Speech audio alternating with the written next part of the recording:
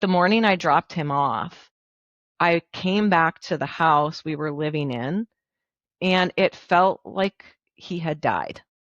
And I lost my mom when I was 21, so I know what the experience feels like. It's like they're gone and you don't know if they're coming back.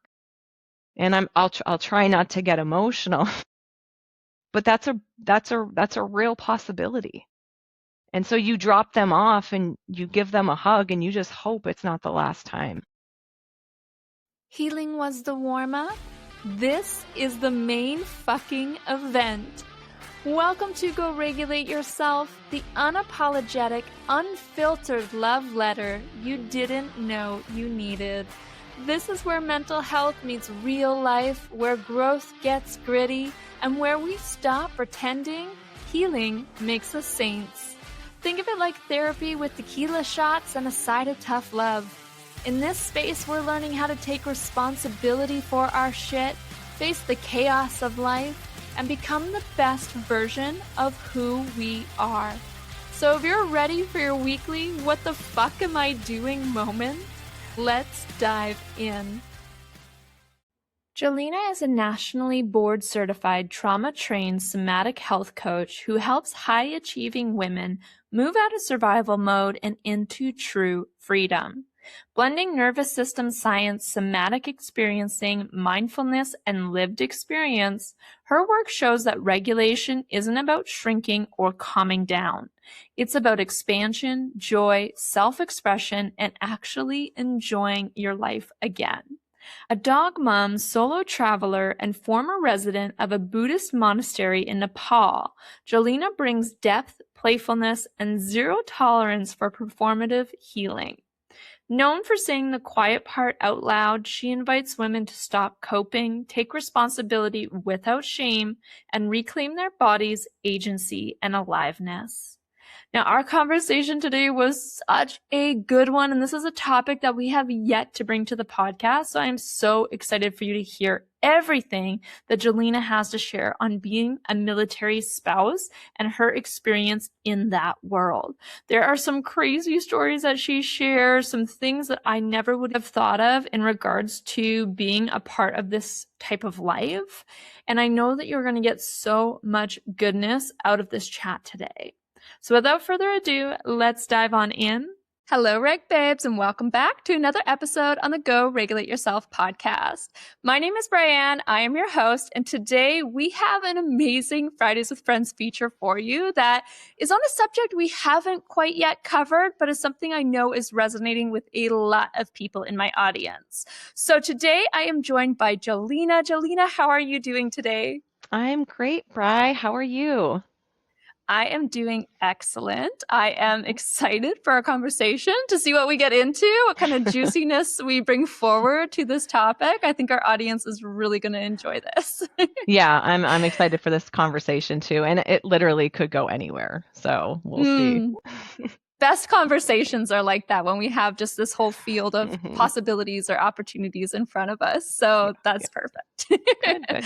Now, I have a question that I love to start my podcast off on that I ask every single guest that comes through, which is, what does the word regulate mean to you? Would you mind giving us your own personal definition of that? Yeah, and this is probably it's probably maybe one of the most simple definitions you've ever heard, but to me, when you regulate, it's like coming home. Yeah. Mm-hmm. Yes, I couldn't agree more. When we're able to figure out what is authentically us, when we strip away all of those layers, all of those limiting beliefs, all of the things that are not us, but how we've been conditioned and programmed to show up in our lives, it really is amazing what we can come back to as that center for ourselves, that groundedness and that true authenticity. I love that definition. Yeah, all of that for sure. It's like a stillness. Not that you're not alive or experiencing things, but there's always that like still small part that is present when when you're regulated. Yeah. I love it. Okay, for our listeners now who don't already know who you are, can you take a moment to introduce yourself? Let us know a little bit about you, where you're from, what you do, that sort of thing. Yeah, so I am Jalena. I'm a somatic experiencing practitioner, a nationally board certified health and wellness coach.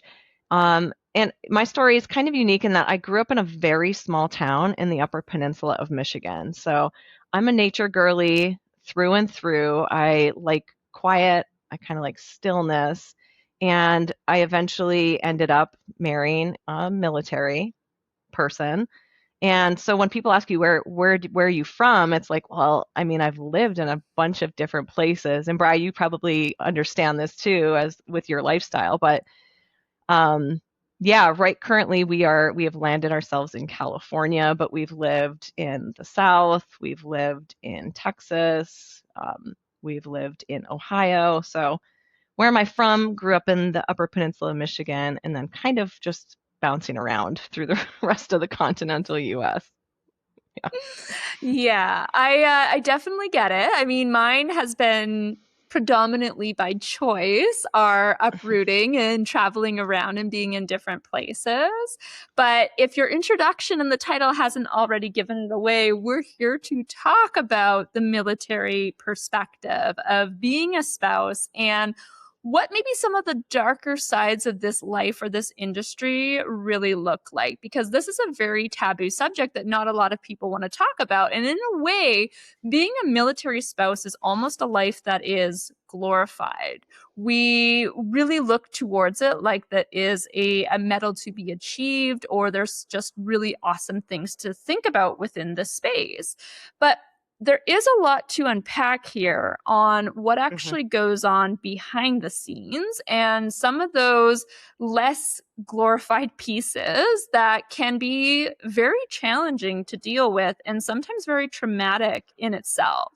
So, Hmm. we want to talk all about this today, but I want to go back to the very beginning to start. So, can you walk us through how exactly you ended up coming into this military life, meeting your spouse, that sort of thing? And in Hmm. the beginning, did it feel like a really good thing? Yeah. So after I graduated from college, I packed up what I could fit into my car and I moved to Texas. I had an aunt and an uncle who said, "Come on down, you can live with us until you get your feet on the ground." Mm. And at that time, I had gotten into skydiving. And so I was spending a lot of time at the drop zone, learning to jump solo. And that is actually where I met my husband. We met in a canopy course. So we were taking this course Cool. together, and post course, I was looking for a climbing partner. I had also gotten into indoor rock climbing.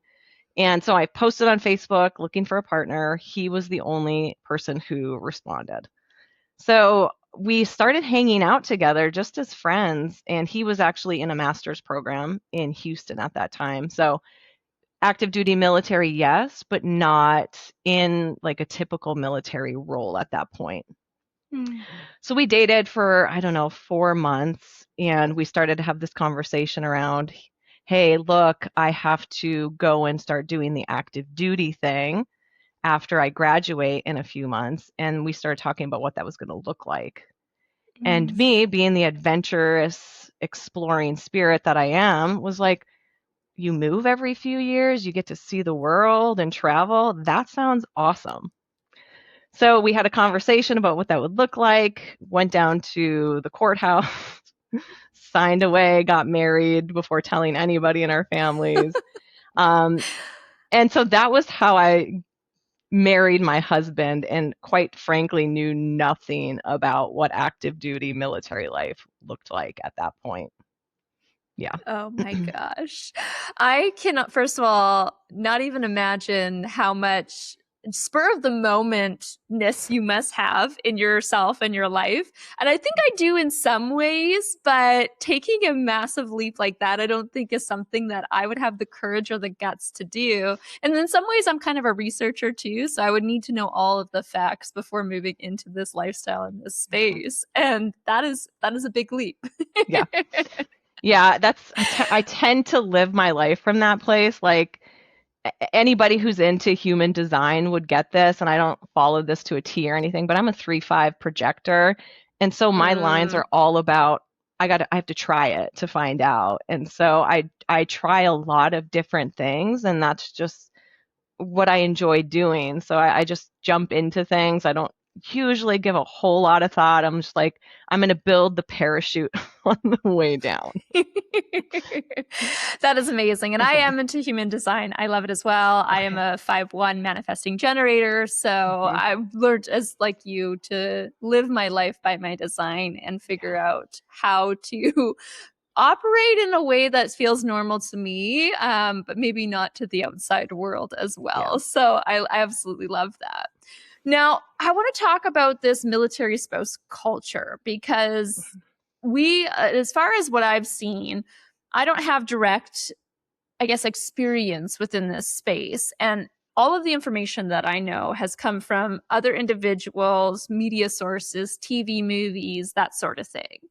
And what we've kind of chatted about prior to hopping onto the podcast today was about the culture of how a military spouse is supposed to show up within the relationship for that family unit and for her spouse who is deployed.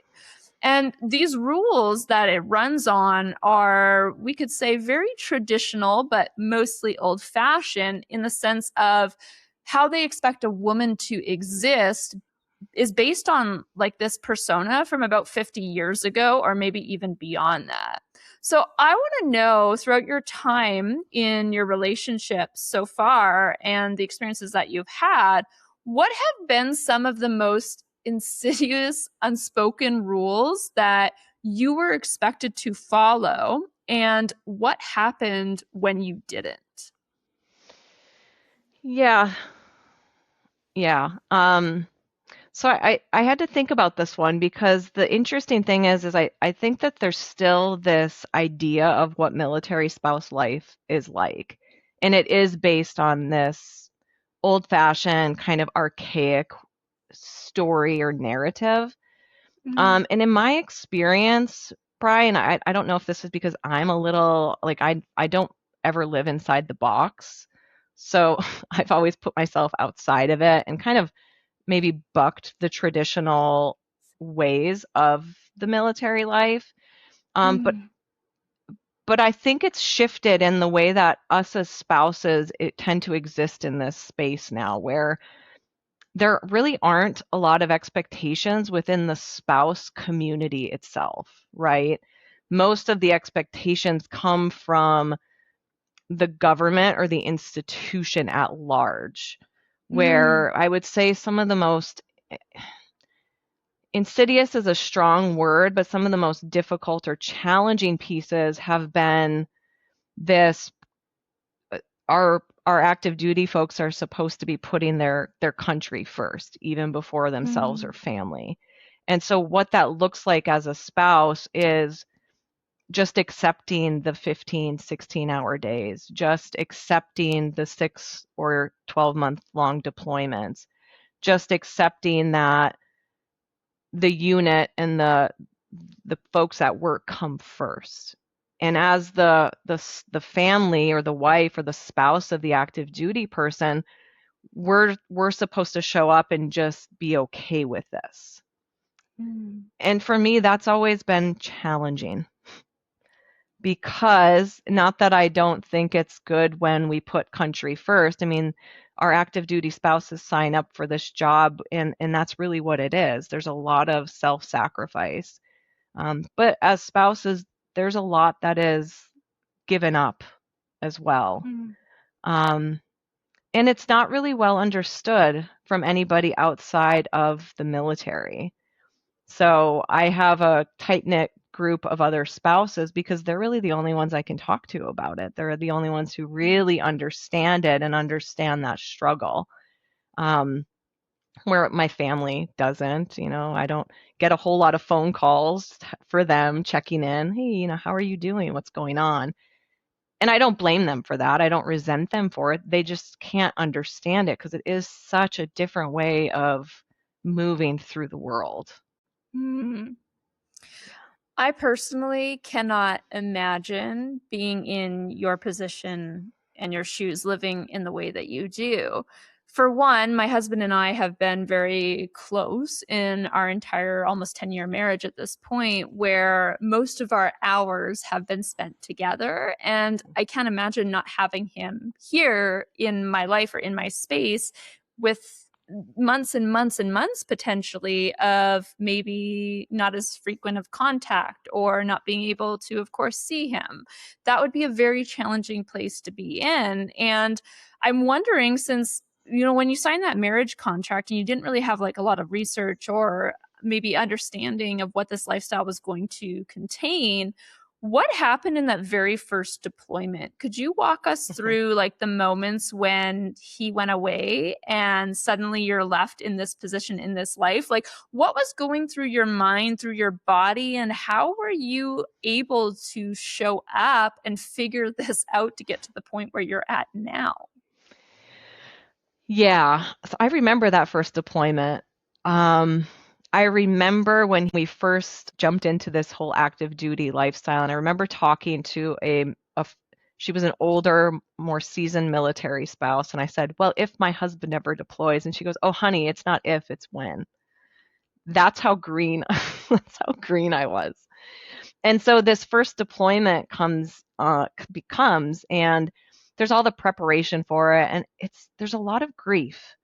But the thing that surprised me the most, and this might sound really strange to some of your listeners, but the morning I dropped him off, I came back to the house we were living in, and it felt like he had died.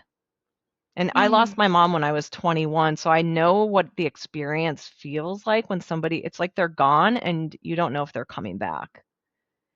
And I think that that had a lot to do. I didn't know it at the time. It was a little confusing, to be honest. But knowing what I know now about trauma and the soma and working with the body, you don't know if they're coming back. Mhm. And I'll try not to get emotional, but that's a real possibility. And so you drop them off and you give them a hug and you just hope it's not the last time that you get to hold them. And if there's anything insidious about this lifestyle, it is every time, especially depending on their line of work, every day they leave and they might not come back. And I think the military community at large experienced that with the B-52 that crashed a couple weeks ago. Those spouses hugged their husbands the same way they do every day, and they never came home. And again, because that event was so acute within the community at large, it's hard for me not to be emotional about it because that's a real thing that we deal with deployments, with what they do every single day. These guys sometimes go out to training, very basic things, and they don't come home. And as spouses, we have to put that away somewhere because we can't be afraid every time they walk out the door, right? But that first deployment was the first time that I really felt that in a very acute way. And then, of course, on deployments, when are they going to call? Are they going to call? They're supposed to call at this time, and it's 3 hours later. What's going on? You just never Mm. really know.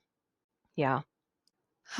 That's of course it's emotional. I mean, this is some really heavy stuff, and I can only imagine how your nervous system would be functioning and just barely surviving in every single day in this lifestyle, because you're quite literally putting yourself into the sympathetic nervous system, into your stress response 24/7. Like you said, you don't know when that day is going to come for deployment, or when, hopefully never, that day comes that something happens. There's this consistent pullback of fear and anxiety and stress and overwhelm and all of these things radiating through your system that you just have to put somewhere. Like that does Mhm. feel insidious to me in relation to that expectation of not being able to show your emotions, or not really having an outlet for that to go somewhere. There's no fix in this industry and in this lifestyle. This is just something that has to be dealt with all the time. And I think that's obviously very emotional, very overwhelming, but it makes sense why that pain feels so strong, is because you're handling and holding something that is so much more painful than what the human body can really deal with. That's an immense amount of grief. Hmm. Yeah, and I think over the years, what I've learned through my own practices, not just my somatic experiencing and my trauma work and nervous system work, but my mindfulness and my meditation practice and studying some of the Buddhist traditions and learning to kind of this acceptance and this surrender aspect for me has been really kind of a lifesaver. Hmm. Because I wake up every morning and I know I choose this. I could choose to be anywhere else. I could choose to be with another person. Um, but I wake up and I choose this over and over every single day. And I can either be a victim to that choice, or I can change my perception and my perspective and I can do something good with it. Mm. And not only has it made my personal nervous system more resilient, but what I'm finding the older I get and the more work I do and the longer I'm in this role as a military spouse is mentoring the younger spouses who are home alone because their husband's deployed for the first time, showing up for the community in tragedy or in hardship because I actually have the training to stay regulated and to Mhm. hold that space. So in a way, it's all come full circle, and sometimes we don't see it until we're looking back as to why these breadcrumbs have led me to where I am. But at this point in my journey, I really feel that this is exactly, whether you believe in a soul journey or that we're here to learn lessons or to be of service of some way, I really feel that everything that I've been through, this military lifestyle has been the guiding light Mm. in a lot of ways to the person I am today, but to the work that I also do in the world. Mm.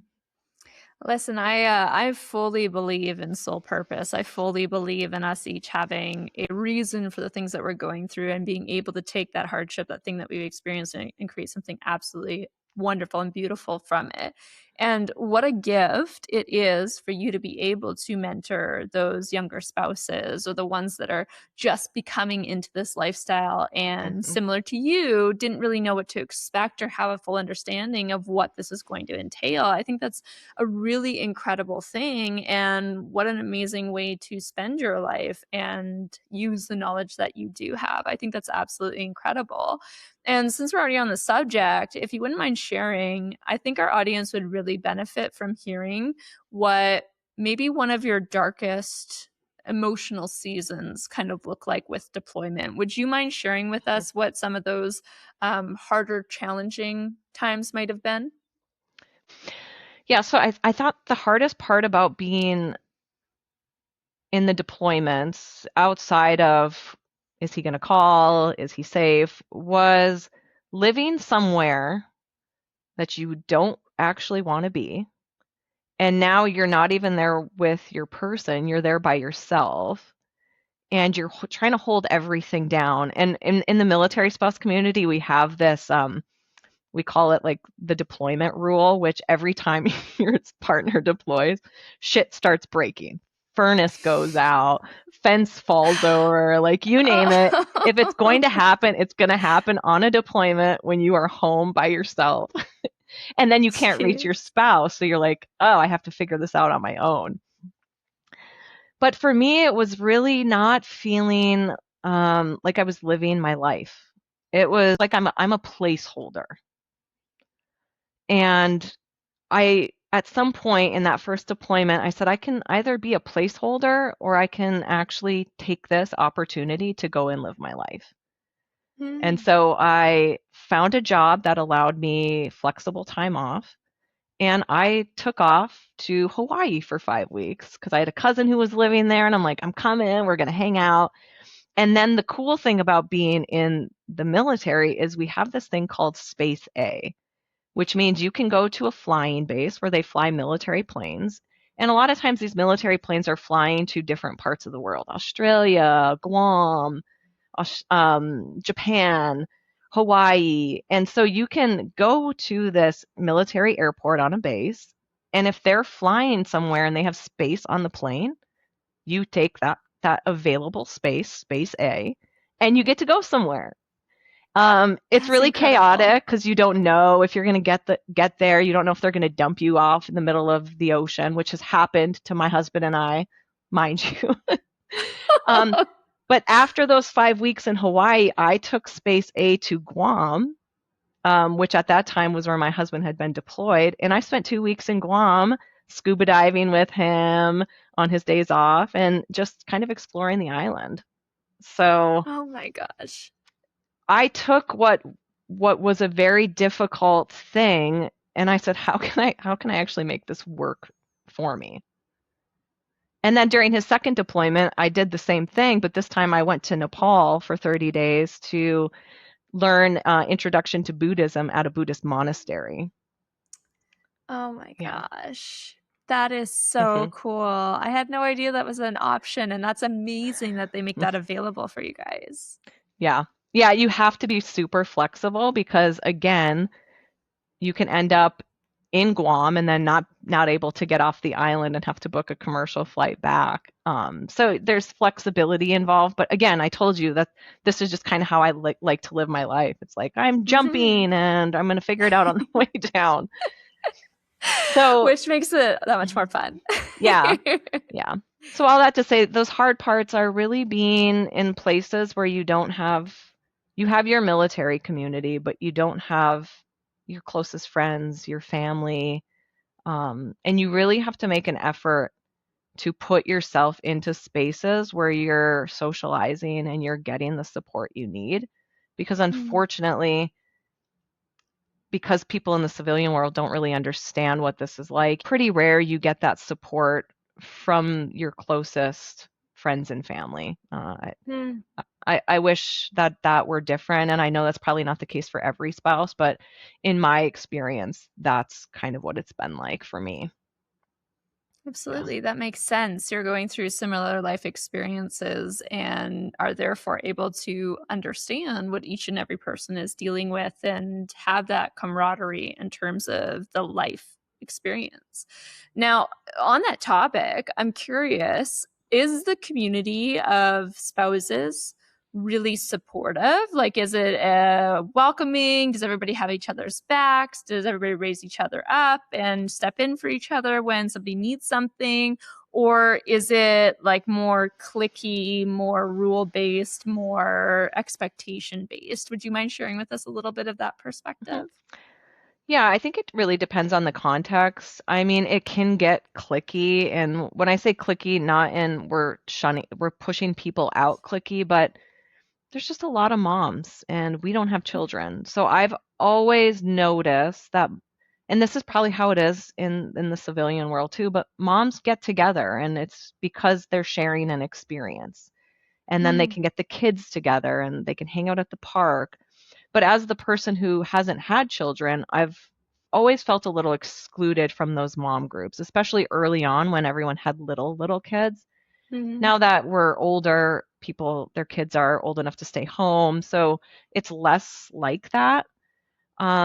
But I've always really gravitated towards the other spouses who either didn't have kids or who formed around running groups, or we would go hiking together. So more of this active engagement with people, and you do always find your people. Um, but in any time of crisis, anytime you need anything, the whole community comes together to support you. And mm, a good example would be I have 3 dogs, so when I travel, I need people to help. One of my neighbors sends her kids over to let them out and play with them. And when I say, what can I give the kids? Can I pay them? She's like, that's just what neighbors do for each other. I have another neighbor who will do check-ins when I'm gone for 5 days, and she's like, that's just what neighbors do. And so oh, if there's anything old-fashioned about the military community, it is still that sense of you can go to your neighbor's house for a cup of sugar. When you're outside walking, everybody knows everybody. for better or worse, right? But you know that if there's something you really need, that they will be at your doorstep to help you get through whatever it is that you're going through. Mm. And so, yes, there can be clickiness to it, but not in an we're excluding you because you don't fit in kind of way, more of just like we're all just trying to survive and we're just finding the groups of people that help us get through this phase. Absolutely. That makes total sense. And you're right. In the typical civilian world, moms tend to gravitate towards those friendships together. I too, I'm childless by choice. So I also tend to reach out to friends groups or be attracted to the environments that are by nature kind of mirroring my own values and or lifestyle in those experiences. So I do understand that piece.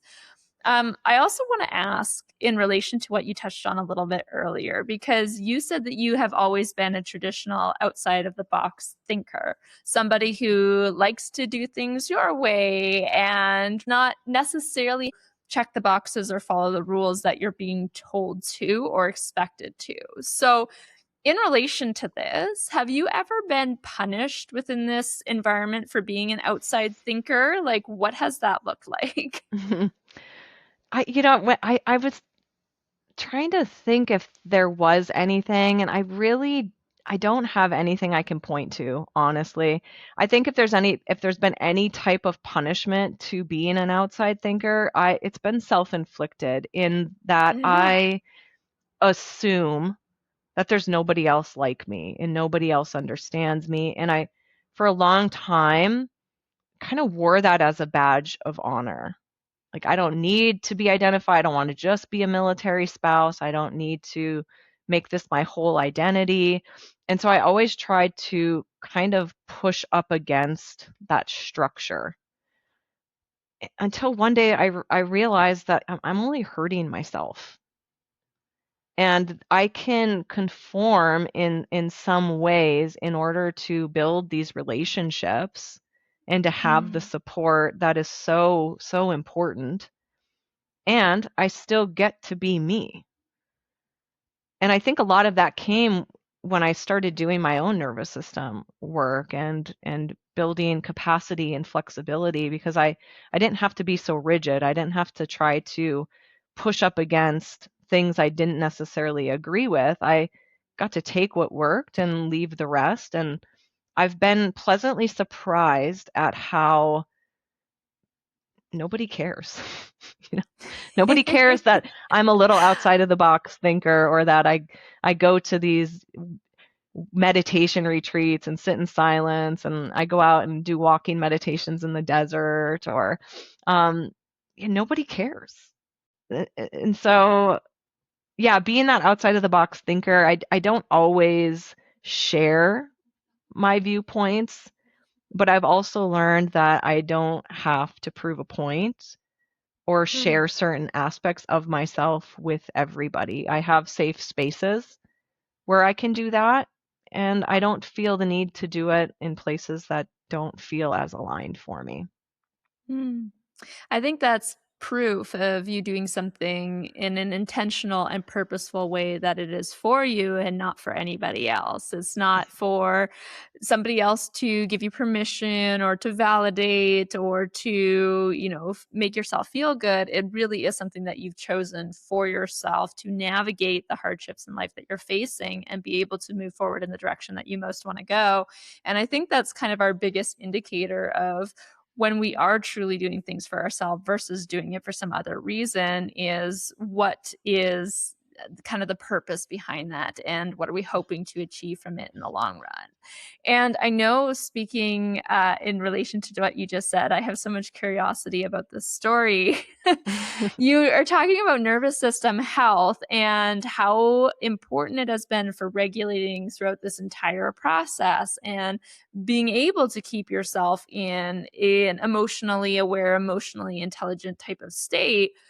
And so I need to know more about this experience of you being held at gunpoint by military police, because in my head, all I can think about is how the fuck do you stay regulated when you've experienced something like that? So can you tell me what this story is all about? Hey, Reg Babe, have you heard the news? Go Regulate Yourself is coming to you live and in person. That's right, we have the first live podcast event happening in Edmonton, Alberta this September. Join us at the Orange Hub Theatre on September 25th with a live audience where we are interviewing 4 incredibly impactful speakers on what it takes to overcome shame, heal the hard stuff that you've been through in your life, and come out on top. Tickets are on sale right now, and until August 9th, you can grab our early bird pricing for a low rate of $54.99. You can get yours by heading to GoRegulateYourself.com and clicking the live event tab at the top of the screen. We cannot wait to see you there, and don't forget to go regulate yourself. Yeah, so my husband will tell you that this is my wife. This is just, of course, this happened, right? But when you live on a military base, there you have to show your ID to get in, right? You can't just drive on and off the base. You have to prove that you are allowed and authorized to be here. So I pull up to the gate one day and the gate guard is talking to someone else. And here at the one we live at, there's an arm bar. And I mean, you tell me, Bri, but when an arm bar goes up, it means I go through. Not necessarily how it works on a military base. They have to scan your ID and then allow you to go through. And me and all of my not paying attention to this is like where I'm living now, because we had been living off base for many years prior to this move. Armbar goes up and I just go on driving through and I'm like, singing my song. I just had a fresh haircut. And I look in my rearview mirror and I see them like doing these and I'm like, did I do something wrong? And I'm like, no, surely not. So I keep driving, and then all of a sudden they have barriers that go up, so you can't go anywhere else. And this barrier goes up, and I'm like, well, fuck. So I get on my phone and I call my husband. I'm like, yeah, so I don't know if this is because of me, but I think it might be because of me.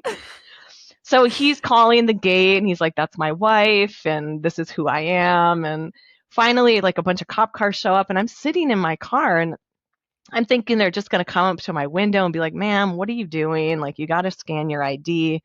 No, it's like, get out of the car, do it now. Get on your knees, do it now. And they're like semi-automatic, like guns pointed at me everywhere. And I'm just like, okay, I'm doing my thing. I have my husband on speakerphone. I'm like, I'm going to leave you on speaker so you can just hear what's going on. Eventually they come, they cuff me, and it's this nice female cop who is a civilian who works here at the base. And I explain what's going on, and she's like, it sounds like they really messed up at the gate, and this was a huge misunderstanding. They file a little bit of a report, and I just go home. And so that was the end of it. But it turned in. I told my husband, I got home, like, this is going to be a really good story one day, because it is like classic me to have something like that happen in the context of being a military spouse. Oh my gosh. And you're telling it so calm, so collected. In the moment, were you calm and collected, or was there some nerves in relation to the guns in your face? Yeah, so if we take this back to a nervous system lens, there is a lot of sympathetic arousal that's taking place, but because I can't fight or run, it's being thwarted or inhibited. So after the arrest happens, like, I'm calm because I have to be, right? This is it's going to go so much smoother if I'm just calm. I explain what's going on. But as I'm filling out these reports, all that sympathetic energy starts to rise, and I start like trembling, like kind of like this. And the police officer was like, are you cold? Are you okay? And I'm like, it's just my nervous system releasing all of that energy. But because I knew what was going on, because of all of my years of training, it was okay. I said, we're just going to just allow it. It's kind of like an animal who has a traumatic experience and then they get up and they shake. They're shaking that sympathetic energy off, returning the system back to balance, and then they just move on as if nothing happened. Mhm. And what we do as humans is we're like, oh, this is weird. I should stop shaking. So we inhibit the nervous system's releasing of that stored energy that got inhibited because we weren't allowed to use it in that moment. If I wouldn't have known what was going on and I would have suppressed it, then you end up with symptoms, anxiety, panic, anger, all of these other drivers or symptoms, right, of dysregulation. Yeah. So my training and my education came in. Yeah, I would absolutely say it would. And I also wanted to say how much I appreciate that explanation on it as well, because it's interesting how you describe this experience happening for you is actually similar to something that happened to me back in December. I had complications from a surgery and I went into shock, and my nervous system did the exact Mm. same thing. I wasn't cold, I didn't have a fever, but it was trembling after the experience. And it's amazing how our computer systems, our bodies are so intelligent, and how they operate, being able to keep us safe and move us through the things that happen. And I can only imagine, what would have happened if you hadn't had that training or that know-how and all those tools at your disposal. It probably would have been a much different experience. So that is a wild story. Yeah, it's a good one. I'll say. Okay, so pulling this back a little bit, you've had a life where you have lived through a lot, not just in relation to being in the military lifestyle, but you survived losing your mother. You had a previous abusive relationship. There was poverty, food stamps. You built a life from nothing, all stuff that we haven't really got into on the podcast today. But you fought really hard for your freedom prior to getting married. So I want to know, when you entered into this military life, did it feel like a cage in some ways? Like everything that you had fought for was suddenly taken away from you? Or how did you navigate that in that space? Hmm. Yeah, that's a really good question. And if I'm being honest, Bri, for probably the first 10 years of my 14-year marriage, I did feel like I was trapped and I was a victim. And if it weren't for this lifestyle, I'd be living this amazing life. And then as I started to do my own work, what I started to really realize was that this lifestyle has actually afforded me the ability to have more freedom. Hmm. I mean, think about it. Who can pop off to Hawaii for 5 weeks, pop off to Guam for 2 weeks, and then come back and drive to Michigan for another 3 weeks to stay with family? Who could go to a Buddhist monastery for a month? And all of the other things that I've done just travel wise, right? And then talking about the certifications, the being able to go do plant medicine as a way to open up more things or to navigate through things that still felt kind of stuck, right? In so many ways, when I started doing this work, I realized actually I've never been trapped except in the story I was telling myself. And it was that regulation, that expansion, that flexibility that I brought into my own nervous system, as well as the change of perception, that told me a completely different story. Hmm. And now the only time I feel like I'm trapped or living in a box is when I put myself there. Because I don't have children, my husband makes more than enough to support the two of us in the lifestyle that we have consciously chosen. I can essentially do whatever I want to do. And the things I want to do aren't have a fancy car and like a giant house. I want to be able to go to India for 3 months and take a yoga certification and travel the world and experience other cultures and be able to go to meditation retreats with friends who I've met along the way. And so the things I want to do, we've cultivated that lifestyle, and it's because of the military that I have the freedom to do those things. I think that's incredible where you're at right now and the wisdom that you have and what you're able to look back on and all the gratitude that you're able to have for your life right now and recognizing the only time that we have that box is when we're putting ourselves in it. It is so true. But when we're in the midst of trauma, we're in the midst of these things being very emotional and that wound is wide open, it can be really hard to pull ourselves out of that victim mindset and get to a Mhm. place where we do feel like we're taking control of our lives, we have our power back, and we're thriving. And so, when you were in that space of feeling like you were trapped, were there times where you resented your husband's career choice and the lifestyle that you were in?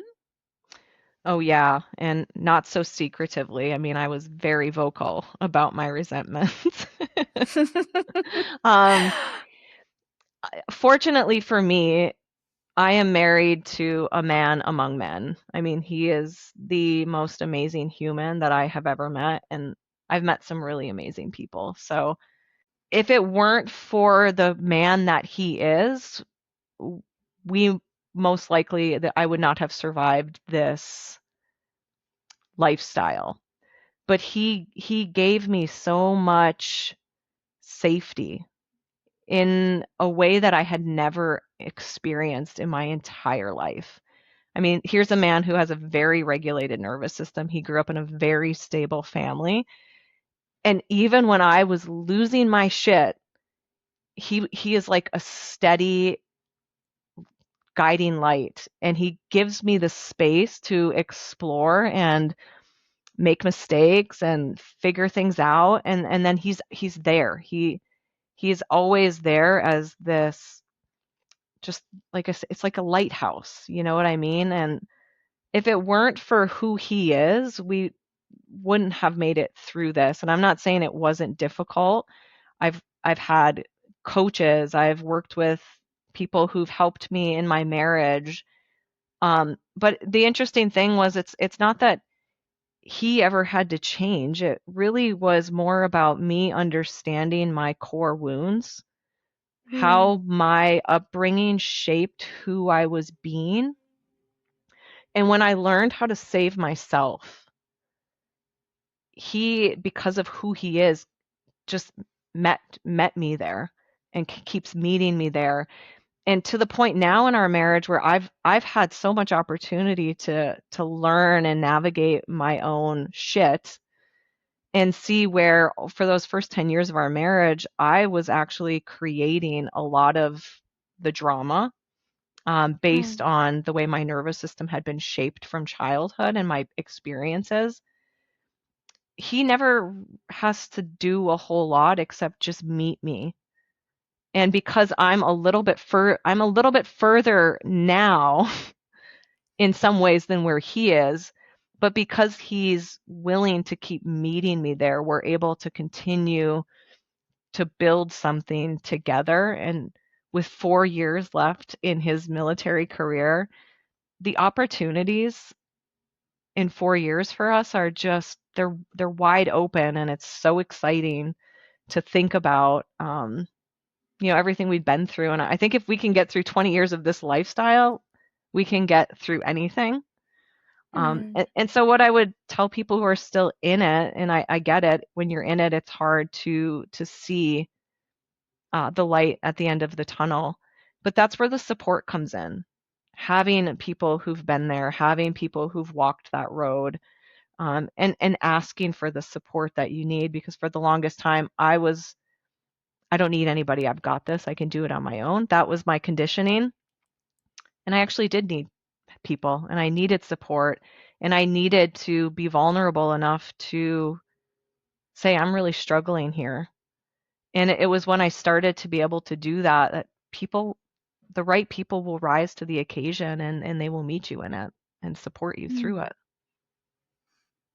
I couldn't agree more with that. And it's very evident from how you speak and your recollection of this past experience, how incredible your husband is and how strong your marriage is.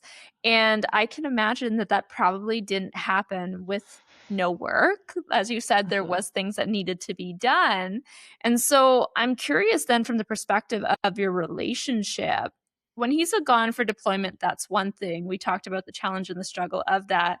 But what about when he returns home? Was there any like added pressures or stress, or was it difficult for you guys to reconnect back in your relationship once he did return home? What did that part look like? It's been many years since he's been on a deployment, but I don't remember there being a lot of issue reconnecting. I've heard that this is common in some relationships, and I hear it's more about like structural running of a household. So Mm, people who are home with kids for 6 months, they get into a routine, they get into a pattern, and then the spouse comes home and all of that's out the window, and they're like, "Hey, we've been running a tight ship here, and now it's everything's chaos and out the window."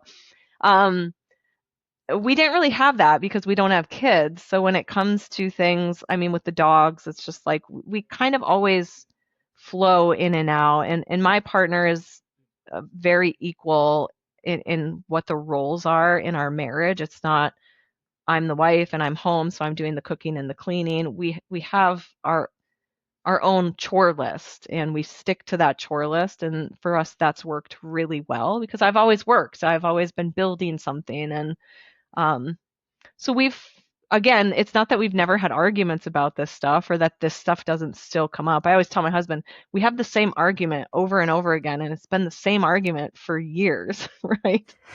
And it's usually a communication barrier. Um, but we work through it and we try to see it from the other person's perspective instead of getting defensive and blaming. It's mm-hmm, more of, let me see it from your point of view and see if I can try to understand that and then meet you in it. Because at the end of the day, it's mm, not about what I think if what you're feeling is right or wrong. It's I love you enough to want to say, I don't understand it, but I want to help you with it. And I don't want to be the reason you're feeling that way. mm. So, That makes complete sense. mhm, yeah. I need to know, based on everything that you've shared so far, is there anything that you haven't actually said publicly about this lifestyle, this experience, the things that you've went through that you've held off from saying because you felt like you would be judged for it? Is there anything that you wanted to say today? Yeah. And this just popped into my head because it's something that I will say to my husband, but I feel like if I say it out loud, it will be judged, and it may. So for anybody who wants to judge, go for it. But we always think about the active duty person as making the ultimate sacrifice because they might have to give their life. I think in many ways that it is the spouse who makes the ultimate sacrifice because they're the ones who are usually giving up a career. They're the ones who end up having to homeschool because the schools nearby are not very good. They're the ones who, if their spouse does die and gives their life for the country and for the freedoms that everybody who's not in the military affords every single day, they're the ones left behind to pick up the Hmm. pieces, to figure out how do I move on now? I haven't had a job in 10 years and I have two kids under the age of 5 and now all of the benefits, all of the things that we were building and counting on are gone. So, yeah, I think that in a lot of ways the spouses sacrifice so much. And they don't go to a job every day where they have camaraderie with their coworkers and there's this bigger sense of purpose about the mission and what they're doing. They're home all Hmm. day, usually by themselves with maybe an hour sprinkled in of social time, living places that they don't really want to live, engaging in things that most of the time aren't of interest to them, losing part of their identity because nobody asks about us in the military. We could go to parties, we can go to events, and it's almost like we're an appendage. Hmm. Nobody asks, what do you do? What are your interests? Tell me about your life. What's interesting for you? It's always about the active duty person. And that can feel very difficult because we are doing a lot to Mhm. support the person who's active duty. Yeah. So I think that that might be, from an active duty standpoint, a lot of people might say they could sacrifice their life, so they give the ultimate sacrifice. But I think that as a military spouse, as the one who is supporting the mission in that way, um, we're making a pretty big sacrifice, which could again potentially lead to being without the person that you've been, Mhm. who's their ride or die for this whole wild ride, Mhm. Yeah.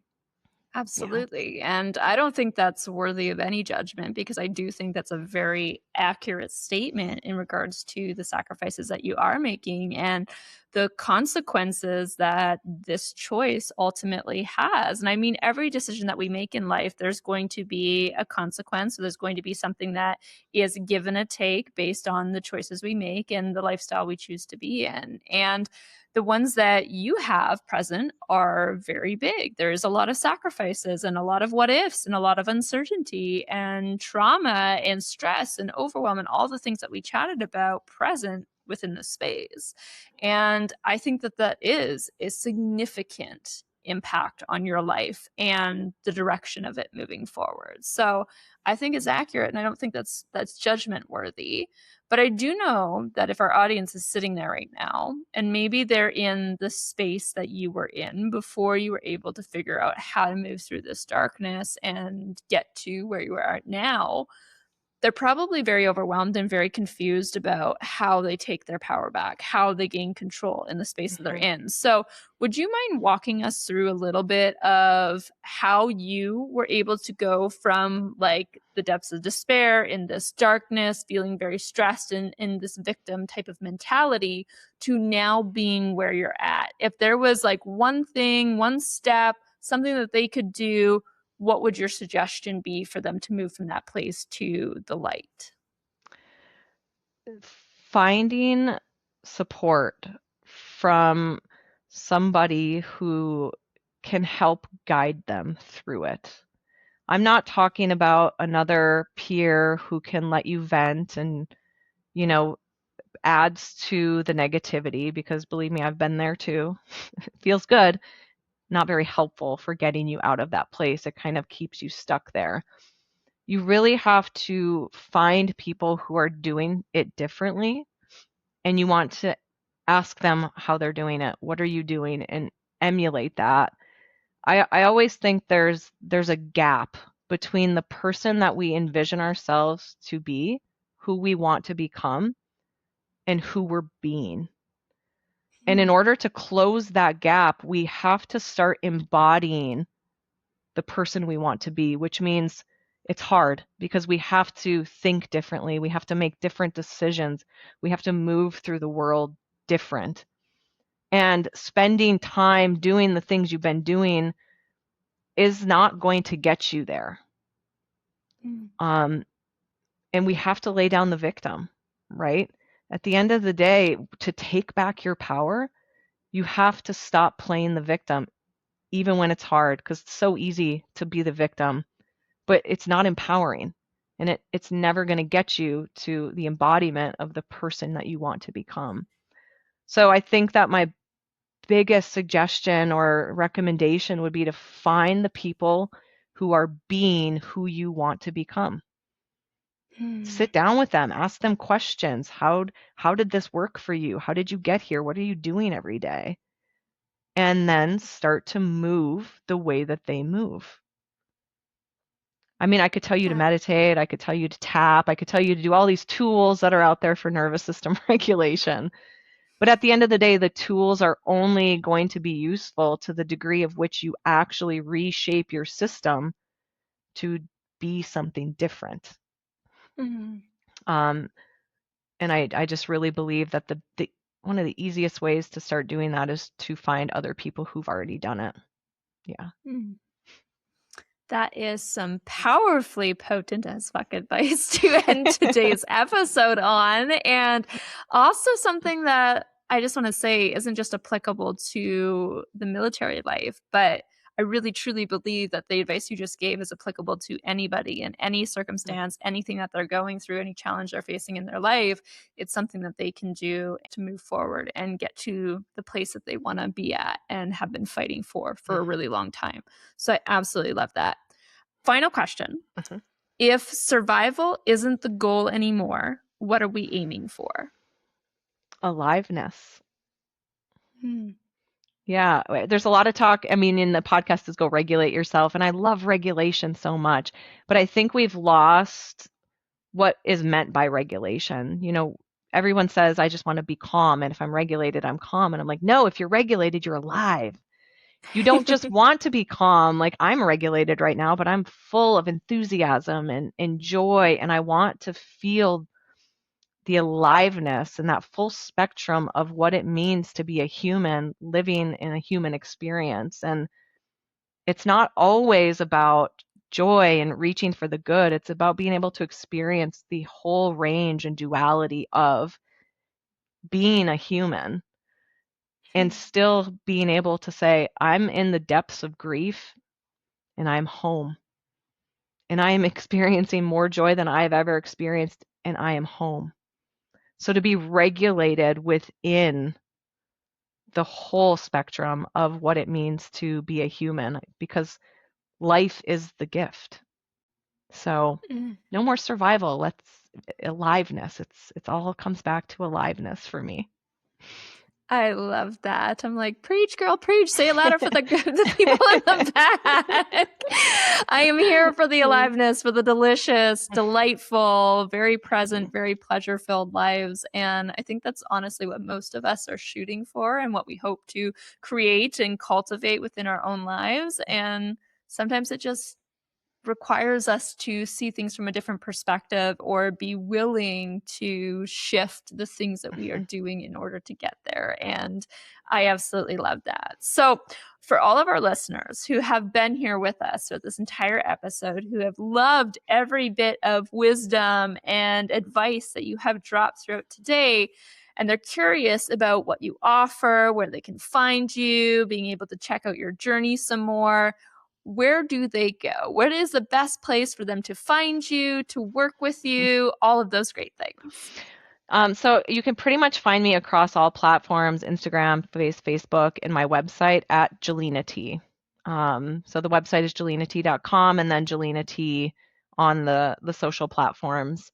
I do a lot of kind of fun stuff on Instagram, but if you really want more information about working with me in the capacity of your nervous system and reshaping, rewiring, and all of the things, then that's where you would just shoot me a DM. Easiest way, we can book a call, we can chat back and forth, and yeah, just really give people an idea of how this work can help move them from the place that they are to where they want to be and just close that gap much, much quicker.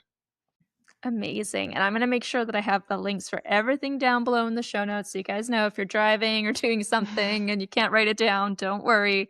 It's there, it's available, it's clickable, and go check it out if you're feeling that nudge. Jalena, thank you so much for being on today. It was an absolute pleasure to host you, and I loved our conversation. I appreciate you so much. Thanks, Bri. I had a really good time, and thanks for having me. Of course. And a big thank you to all of our listeners. We appreciate you being here with us today. If you loved what you heard, we'd be so honored if you drop below, leave a review, check out our comments section, and of course, send this episode to a person you think should hear it too. I will catch you in the next episode. Remember to go regulate yourself. Thanks for listening to this episode of the Go Regulate Yourself podcast. If you felt called out in the best way, I would be so honored if you drop below and leave a review or share this with a friend who needs to hear it too. And remember, regulate yourself before you wreck yourself. I'll catch you in the next episode. Mwah.